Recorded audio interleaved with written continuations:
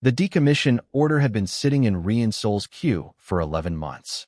He had put it off twice. The third time it came through, his supervisor had added 3 exclamation marks to the subject line, which was the closest thing to a threat the man had ever managed. So Rian packed his tools, filed his flight plan, and flew himself out to way station Calder 9 at the far edge of the Varith corridor, a dead relay station that had not transmitted a signal in 60 years, orbiting nothing in particular, keeping company with dust and old silence. He was not unhappy about going alone. Rian did his best work alone. The station smelled of cold metal and stale recycled air when he cracked the outer airlock. His breath fogged. The emergency lighting was still running, a dim amber glow that made every corridor look like the inside of a very old lantern. He checked his structural scanner, noted 6 sections flagged as compromised, and started with the main power routing on the upper decks. It took him most of the first day just to map the place properly. The original blueprints were wrong in 4 locations. They always were with stations this old. Someone had built extra things, or knocked walls through, or rerouted cabling without filing an update. Rian corrected the map as he went. He was methodical about that sort of thing. He slept in his utility craft, docked at the station's side port. He ate packaged food that tasted of nothing. He did not mind. On the second day, he moved into the eastern maintenance corridor to assess a cracked coolant line. The corridor was narrow and low-ceilinged, and a section of the wall had buckled inward. A panel the size of a door had collapsed, leaving a dark gap between the inner hull and the outer casing. He was scanning the buckled panel when he heard it. A sound, very small, like metal scraping against metal, but with breath behind it. Rian stopped. He held his scanner still and listened. The sound came again, sharp, irritated, and unmistakably alive. He crouched down and pointed his work light into the gap. 2 eyes looked back at him, ember-colored, bright, and extraordinarily annoyed. The dragon was no larger than his forearm. Her scales were golden green, the color of sunlight through shallow water. One of her wings was pinned under a fallen brace, and from the way she was holding herself, it had been pinned for some time. She was not injured badly, but she was stuck, and she clearly hated being stuck. She looked at him the way a cat looks at a person who is being slow about something obvious. Rian set down his scanner. He assessed the brace. It was heavy but balanced, resting on 2 points. He worked his fingers around the edge, lifted carefully, and shifted it 6 inches to the left. The dragon pulled her wing free, shook it once, and stepped out of the gap onto the corridor floor. She stood there for a moment. She looked at her wing. She looked at him. She folded the wing neatly and lifted her small head. He waited for something. A sound. Some signal of acknowledgement. She gave him nothing of the sort. Instead, she stared at him for a long, unblinking moment with those ember eyes. Then, in clipped, accented galactic common that sounded like she had learned it from someone who considered it a lesser language, she said, "Follow me, if you can." Then she turned and walked, not flew, walked, toward the far end of the corridor, where the passage bent left toward a heavy hatch marked in faded red lettering.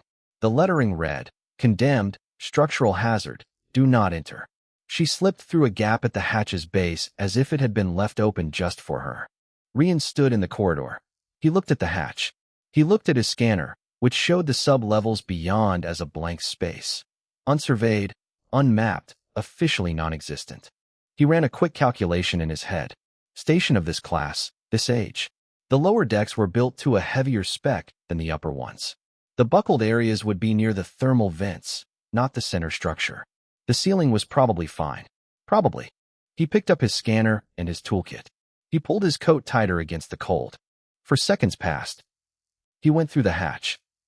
The darkness on the other side was deep and complete until his work light cut through it. The corridor beyond was wider than the ones above, lower ceilinged but broader, with walls that curved slightly inward, the old industrial design of a generation that built things to last rather than to look good. His boots left prints in the dust.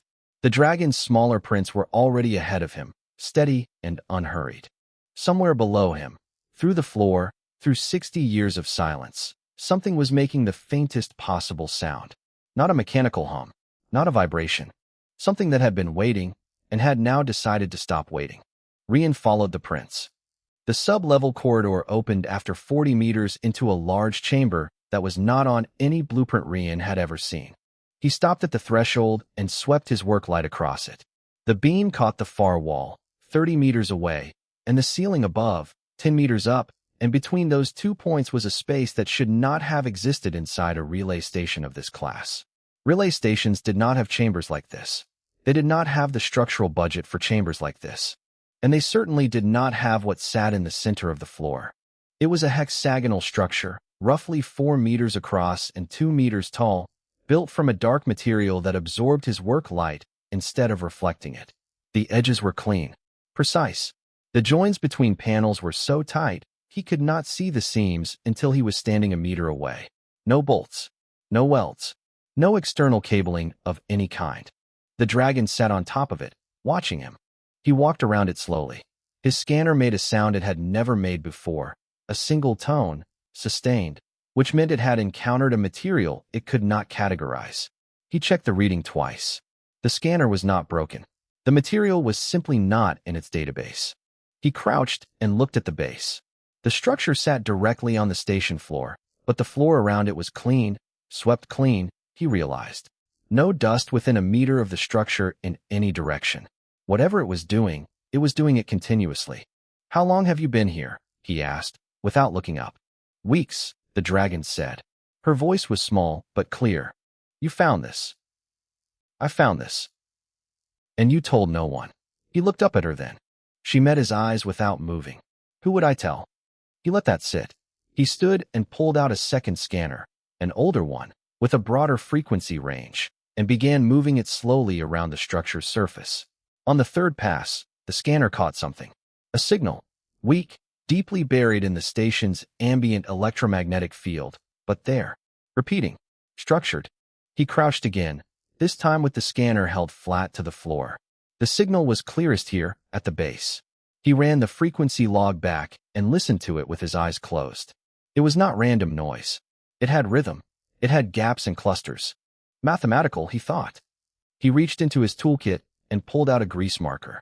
He sat down cross-legged on the dusty floor, pressed his scanner face down to capture the signal feed, and began writing numbers on the floor in front of him. The dragon watched from the top of the structure without speaking. He wrote for 20 minutes. He crossed out twice. He drew a rough grid, numbered the clusters, and then sat back and looked at what he had. His mouth went quiet in a particular way it went when something was almost clear. The signal was built on a base 10 pattern. Groups of 2, 5, 10, 20. Prime markers at every 7th cluster. Every conclave species used base 12. It was one of the few things they all shared, a mathematical common ground that had made early communication possible. Base 10 was the human system. It was considered a quirk, an artifact of human biology, 10 fingers, 10 toes, a primitive counting method that the conclave had politely never asked them to change. Rian stared at the grid he had drawn. He counted the prime markers again. "This wasn't built for any of them," he said quietly. "It was built for us." The dragon's ember eyes did not blink. She was very still on top of the structure. Still in the way that something is still when it has been holding a thought for a very long time and has finally found the right place to put it down. "I listened to it for weeks," she said. "I could hear that it was shaped, that it was intentional, but the pattern would not come clear to me." A pause. "I am not small in ways that matter to my kind, but I could not read this. Because your kind counts in 12s. Yes." He looked back at the grid. He had enough of it now to see the outer edge of the structure, not the mathematical structure, but the meaning beneath it. The signal was not a greeting. He could tell that much. It had a different grammar from a greeting. It had the shape of something urgent, something pointing. A warning, maybe, or a direction. "I need more time with this," he said. "I know," she said. "That is why I brought you here instead of someone else." He looked up. "You were waiting for a human specifically?" She held his gaze. "I was waiting for the right person. You were the only one who came." He did not know what to say to that, so he said nothing. He turned back to the numbers on the floor and kept working. Above him, on the structure that had no name and no entry in any known database, the smallest dragon in the Varith clutch sat and watched a human slowly read something that had been waiting 200,000 years to be understood. The signal pulsed on. Patient. Certain. Unchanged. They stayed in the chamber for 3 days. Rian made camp the practical way. dragged his sleeping bag and food kit down from the utility craft, rigged a second work light on a hook near the wall, and set up a portable power cell to run his scanners continuously. He built a small base of operations out of equipment cases and a folding chair, and he worked from it the way he worked from every job site, steadily, without drama, eating when he remembered to. The dragon watched him arrange all of this. She did not help. She did not leave, either. On the first evening, while Rian was heating a pouch of rice and studying his scanner readout, she spoke. "You are not afraid of it," she said from her place on the structure. "Of the structure? No. It's not doing anything threatening. Most species, when they encounter something they cannot categorize, feel fear. I feel curiosity," he said, "which some people tell me is just fear that decided to lean forward." She considered this. "Your kind says that." "Some of my kind." She was quiet for a while. Then, "My kind says that curiosity is the province of those with enough strength to survive what they find. That's one way to look at it. It is the way my clutch looks at it." He opened the rice pouch and ate a few bites before he said, "Is that why you were alone out here? Not enough strength, by their measure?" The silence that followed was the careful kind, not empty, but full of something being decided. He did not push it. "I am the smallest in my clutch," she said finally. "The smallest born in 4 generations. My wingspan at full growth will not carry me on the long routes. I cannot join the hunts. I cannot hold the thermal currents the others ride." She said it with no particular emotion, the way something is said when it has been said internally so many times it has gone flat. "My clutch did not exile me. They would not do that. But there was always another reason I could not come. Another reason I should wait here, or there. Another route I was not suited for. So they chose where you went. They chose where I did not go, which is the same thing." Rian set down his food. He looked at her, this small, fierce, golden-green thing perched on an ancient structure in a condemned sub-level of a forgotten station. He thought about how to say the next thing correctly. "There's a question I learned to ask a long time ago," he said, "when things kept happening to me instead of because of me. The question is, did I choose this, or did someone choose it for me?" She looked at him steadily. "Because those are 2 different situations," he continued. "If you chose it, then it's yours. You own it, you can work with it.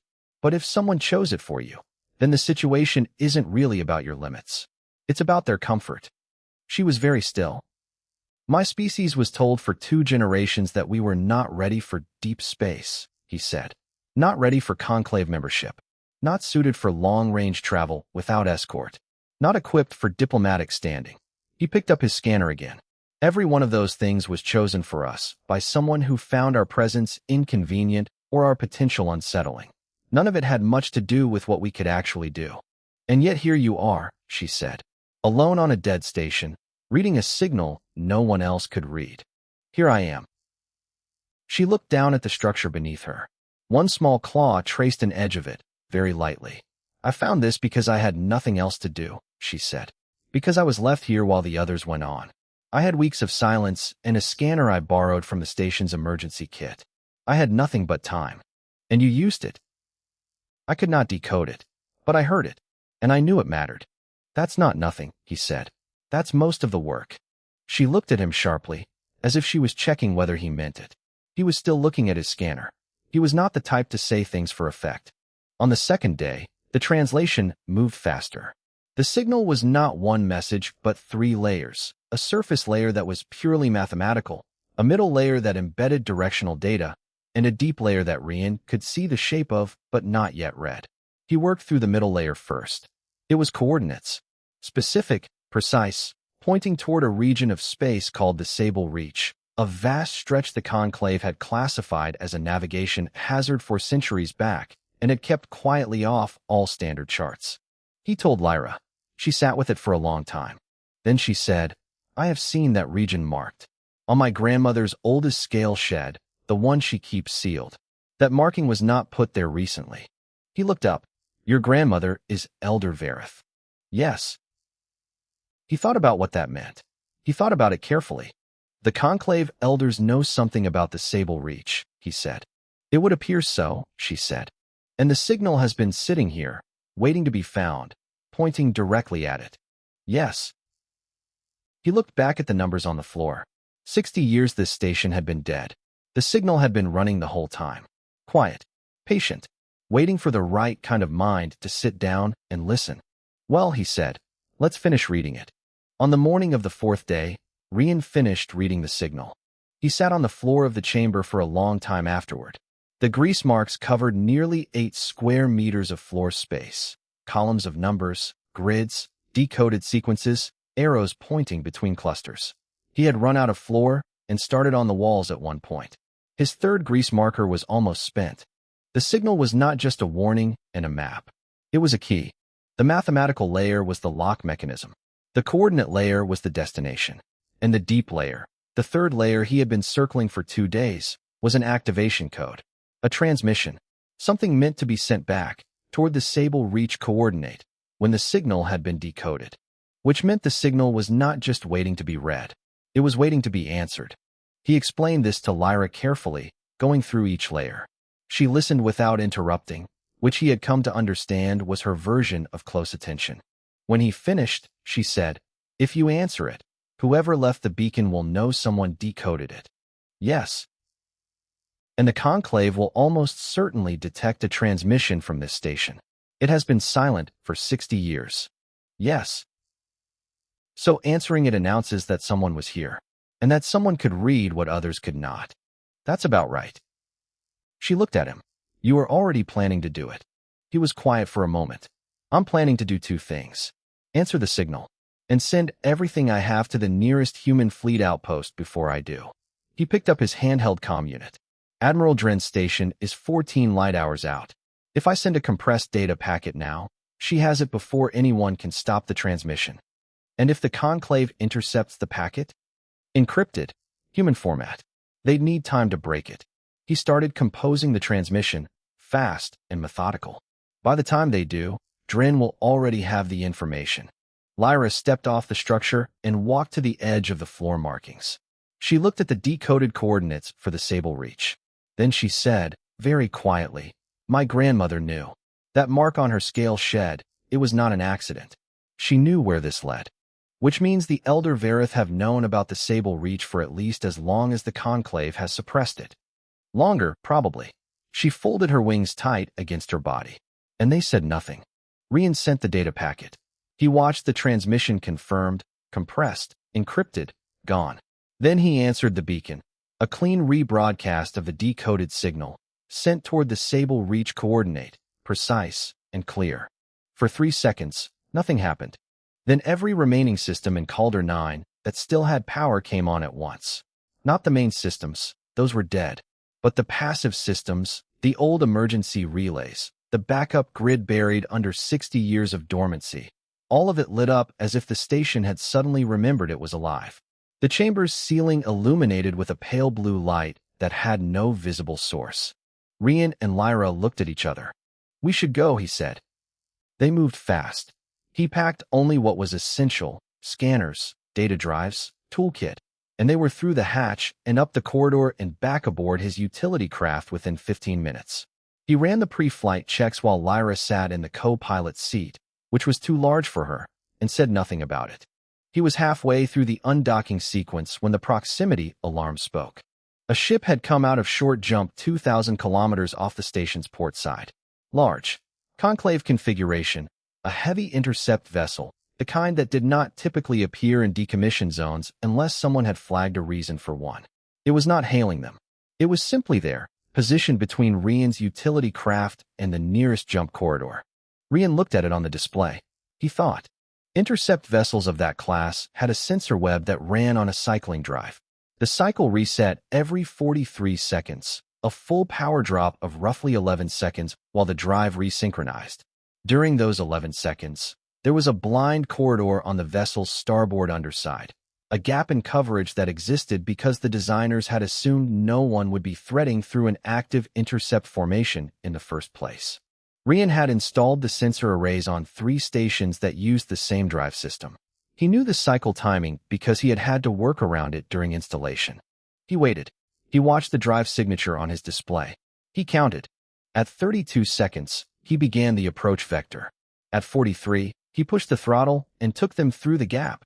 Fast, low, threading the blind corridor at a distance that would have made a military pilot uneasy and made Rian simply focus. At 54 seconds, they were clear, and the jump corridor was open ahead. Lyra had not moved during any of this. She looked at him now. "How did you know the window was there?" she said. "I built the sensor arrays on 3 stations that use that drive system. The blind spot is a design standard. Nobody talks about it because you're not supposed to be near an intercept formation. But you were near one. Occupational habit. I know where all the gaps are." He set the jump coordinates for the Sable Reach. His hands were steady. "I build the infrastructure. That means I know what everyone else assumes is solid and where the edges actually are." Lyra turned to look at the viewport. The intercept vessel was already behind them, too far to react. "My clutch would say that is a lesser kind of knowledge," she said. "Practical, unglamorous." "Your clutch is not here," he said. "We are." He jumped. The jump took 9 hours. When they came out the other side, neither of them spoke for a full minute. It was a graveyard and a city at the same time. Thousands of structures orbited a central point, some small, some massive, some so large that Rian's proximity sensors could not resolve their full edges on a single scan pass. They were not derelict. They were not decaying. They were simply still, the way things are still when they have been waiting rather than dying. A few showed slow-running lights. Some rotated in long, deliberate arcs, as if they had been set spinning long ago and no one had told them to stop. At the center of all of it sat one structure that made every other thing in the field look like a footnote.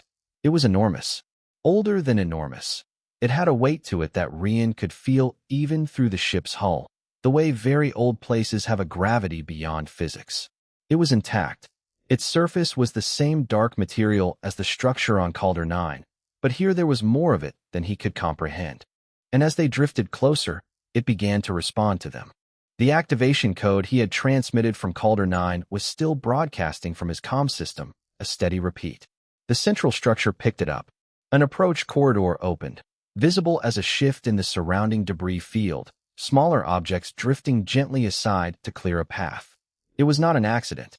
It was deliberate and precise. The place had been waiting to be unlocked, and someone had decoded the key. Rian flew them in. The docking mechanism was built for ships far larger than his utility craft, but it managed. A set of flexible guide rails extended and held them, and a sealed corridor connected to his port airlock with a sound like something deeply satisfied. Inside, the air was old but breathable.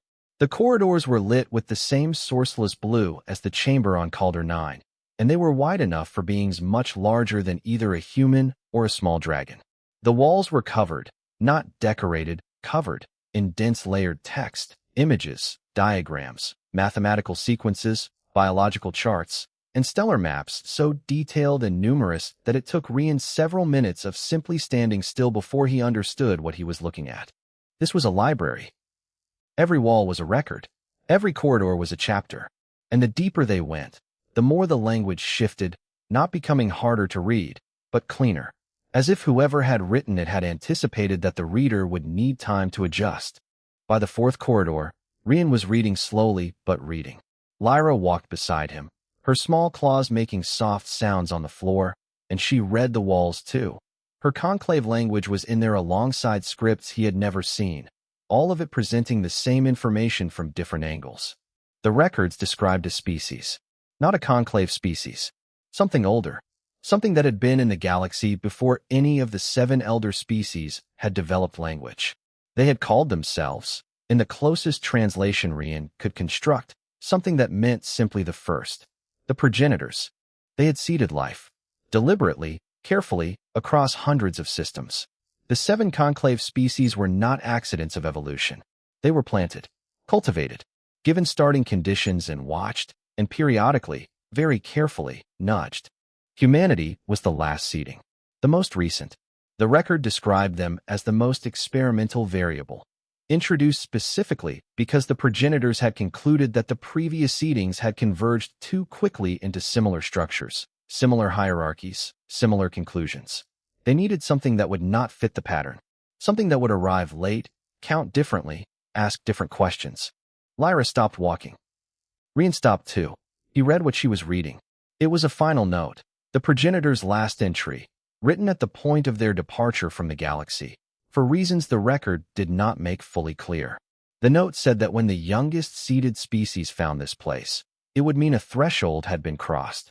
It would mean the next phase was possible. Not inevitable, possible. The threshold required choice. And it specified, clearly, that the conclave had been informed of this place and this threshold. Not recently. 800 years ago, a conclave elder of the time had been given the location and the key and had taken them, and had said nothing to anyone outside the senior council, because the note also said that the next phase ended the current governance structure. It ended the conclave's authority over every seeded species. Not violently. Simply, the authority had been designed as temporary, a structure to hold things stable until the threshold was reached. After that, it was meant to dissolve into something broader, something that included humanity. Rian read this twice. He took a long breath. Then he walked back to the docking corridor and sat down at his utility crafts comm station. Outside, the lights of the debris field were coming alive. Ships were arriving, conclave vessels, moving fast and without hail. And from the opposite direction, a smaller group bearing human fleet markings. Admiral Dren had come. Everyone had arrived at once. Everyone was watching the utility craft and the small dragon in the middle of everything. Rian opened every broadcast frequency his comm system could reach. He began transmitting the full contents of the library, the complete record, everything the walls had said, in every available language. Unencrypted, open, unrestricted. Lyra stood beside him and watched him do it. You just ended the secret, she said. He kept transmitting. Secrets like this one cost too much. Someone always pays for them, and it's never the ones doing the keeping. She looked out at the ships gathering in the field, at the ancient structure around them, at the walls full of everything that had been hidden for 8 centuries. They will be furious, she said. Probably, he said. But fury fades. What I'm sending doesn't. The transmission spread outward at the speed of light, in all directions at once, toward every inhabited system in range, toward every relay and repeater and open receiver in the galaxy. There was no taking it back. There was no containing it. The secret was over. The first to land was Elder Vareth. She came alone, in a vessel so large that the guide rails strained to hold it. When the docking corridor connected and the airlock opened, she had to lower her head to pass through the threshold. She was old in a way that made the station around her seem new. Scales so deep a green they were nearly the color of deep water, worn smooth in places by centuries. She moved with the patience of something that had stopped being in a hurry long before Rian was born. She found them in the corridor among the records. She looked at Rian. She looked at Lyra. She looked at the wall beside them, at the text that described exactly what she had kept quiet for longer than most species had maintained spaceflight. She said nothing for a long time. Then, to Rian, she led you here. She did, he said. We thought the youngest seeding would find this place through formal arrangement. A delegation. A diplomatic process. Her voice was very slow and very even. We did not anticipate a systems engineer and a rot. Plans made by people who want to control the outcome tend to go that way, Rian said. They're too specific. They don't leave room for the thing that actually happens. Elder Vareth regarded him with those deep, ancient eyes. You are not angry. About what? About what was kept from your species. He thought about it honestly. I'm not the angry kind. I'm the fixing kind. Getting angry at 800 years of decisions made by people who are mostly dead doesn't help me. Reading that library and making sure everyone has it, that helps. The conclave will challenge the transmission legally. They will argue that the information was restricted for stability reasons. There will be years of. The transmission went to 42,000 relay nodes, Rian said. It's in every public database on every human station in the corridor. You can argue about it legally for as long as you like. You can't unread it. Elder Vareth was quiet. There was something in her face, not anger, not even grief exactly. Something closer to relief, the complicated kind that comes when a thing you have been carrying is finally put down, even if putting it down costs you. She looked at Lyra then. For a long time. You have been gone for 4 months, she said. I was left here, Lyra said. Her voice was small and level. You were left because we did not know what to do with you in our routes. I know. And you found the thing we could not find, and could not read, and were afraid of. I found a human who could read it, Lyra said. That is different. Is it? Elder Vareth tilted her great head. You chose to trust him. You chose to bring him here. You chose to stay when you could have gone back. Those are not small choices. A pause. They are not the choices of someone who does not matter. Lyra held very still. Her ember eyes were bright. Elder Vareth straightened and looked at Rian again. There will be a session of the full conclave within the month. The records will have to be formally acknowledged. The governance structure the progenitors described will have to be discussed. A pause. Your species will be part of that discussion. Not as observers. As participants. I know, he said. Admiral Dren will handle that end. She's better at the political part than I am. What part are you better at? He looked around at the corridor, the walls, the records, the ancient patient text covering every surface. Understanding what things are actually built for, he said, and making sure they work the way they were intended. Outside, through the ship's distant sensors, the conclave vessels and the human fleet were keeping careful distance from each other. No weapons raised, just watching. The thing that had happened was too large to react to quickly. It needed time to settle. Inside the progenitor library, in a corridor full of truths that had been sealed away for centuries, a very old dragon and a human engineer stood beside the smallest dragon in the Vareth clutch and found they had nothing left to argue about. The aftermath moved slowly, the way real change always does.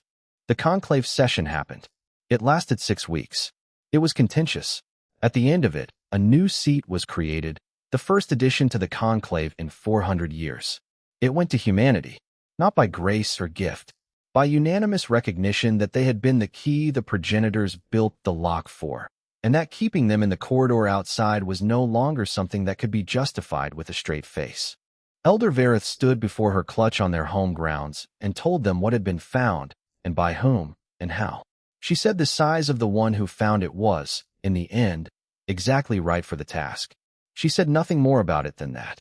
She did not need to. Lyra was not exiled. She was not celebrated either, which was fine with her.